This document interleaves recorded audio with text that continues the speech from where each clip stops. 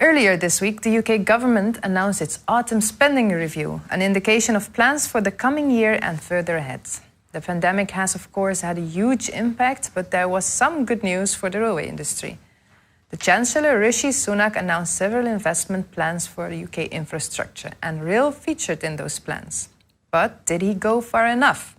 I am joined now by Max Sugarman from the Railway Industry Association, the trade body that represents the entire railway supply chain in the UK. Now, Max, what do you think? Was this good news for the railway industry in the UK? Hi there. Well, first of all, I think we fully understood that the Chancellor was under tighter fiscal constraints than he probably expected to be. Coronavirus has impacted the UK finances, and of course the lockdowns that we saw in March and now again in November have had an impact on finance. There was some news for rail infrastructure. He announced about the planned 58 billion, so the expected money from 2021 over to 2024. And there was also news of new money, including a levelling up fund, which was for specific regions to be able to bid for a funding pot of £4 billion for things like rail projects.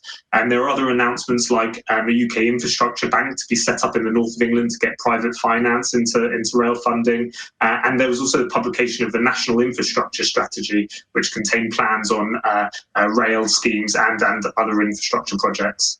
Yeah, that sounds like a lot of good news. Were there also things you were missing?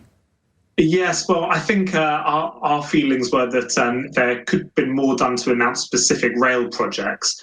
In particular, the government has a list of rail network enhancement projects, so enhancement schemes all around the country that it has planned, and it hasn't published this list for over a year. The last time we saw this list was in October 2019, and of course it causes a huge amount of uncertainty for our members not being able to see this list. They can't plan for their businesses, and it affects their capacity to deliver because they don't know what's coming ahead. We're also keen to see projects towards decarbonisation of the rail industry. The government set up a challenge to decarbonise by 2040 and to reach the whole net zero for the UK by 2050. And that means a rolling programme of electrification and ordering low carbon rolling stock, self-powered rolling stock. And we haven't yet seen the plans of how the government intends to do that. Right. Do you have any idea why this list is not becoming public? Well, we have been pushing to get the list published. The government have said that it was going to publish it after the spending review so they could see what the finances were. We've been told there's about 80 projects on the list, but on the list when it was published last year, there were only about 53. So I think there's we're not sure what the reason is. I think it might be that they're looking at where these schemes are and how they can speed them up. But our big ask of the government, of the UK government, is that the more visibility and the more sight of what these projects, which projects are coming down the line, the better for our members and the better for businesses. Yeah. Now, do you have confidence that the support that was really asked for is now going to be there for the rail freight industry? Well, so we've had quite a lot of support from the government over the coronavirus pandemic, and the government announced something called emergency measure agreements for the operators here, so that they're paid to run the railway plus a management fee. And we've now moved on to something called the emergency recovery management agreements, which are a bit more.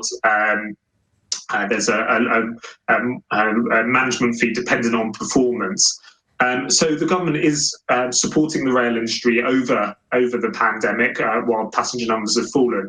But the key thing for us is that passenger numbers are likely to return. We've had positive news about vaccine, and it looks like we're getting better at treating coronavirus too. So this is a temporary fall, and I think we're quite clear that you need to carry on investing, that you need to carry on making sure the services are reliable, have capacity, and improve connectivity for when passengers do return later next year. After the vaccine's been rolled out and we've gotten the pandemic under control. Yeah, and what about the balance between once these passenger services have returned? Is there enough capacity then for freight? So it's always been a trade-off in some ways between passenger services and freight services. I have to say, over the pandemic, freight has really proved itself. It was vital that we were able to get key workers around the country and also goods and services.